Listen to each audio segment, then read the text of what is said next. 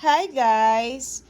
So, nag-deliver kami ng milk sa Middlefield, Ohio, dito sa cheese factory na ito, sa Ruth & Bueller. At sabi ng daddy, meron daw siyang available na gift cards. Since kami ay isa sa mga milk supplier nila, nakakakuha kami ng gift cards doon. So, I think every month is $25 for the past kung ilang months yun na hindi ako nakasama sa daddy, sa father-in-law ko. So, naipon. So, for us, ito yung aking nakuha.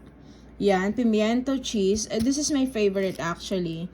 And then, this is American garlic. Gusto ko to sa bread. And then, pizza, cheese. Ito ginagamit ko to sa sourdough pizza kasi yung husband ko, hindi siya kumakain ng pizza na nabibili mo sa mga pizza parlor or something. Mas gusto niya yung homemade pizza at kailangan sourdough pizza. So, this is the best one. And then, American cheese. Ito, ang dami nitong gamit. Sobra. Nakakain ko to ng just the pizza lang or put in a burger or something. So, this is the first time na nakakuha ako neto. Gusto ko lang siyang itry. Baby Bell cheese. Yan, itatry ko yan. May balot yan, parang yung kung sa atin ay yung pag Christmas, yung nabibili pag Christmas na cheese. So, mayroon din to, may balot to na ganun, so kailangan i-remove. And pepperoni cheese and the marble. This is for mommy actually, for my mother-in-law.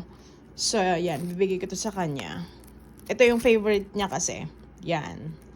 So, and, nakakuha din ako nito. Yan. Ice cream. This is actually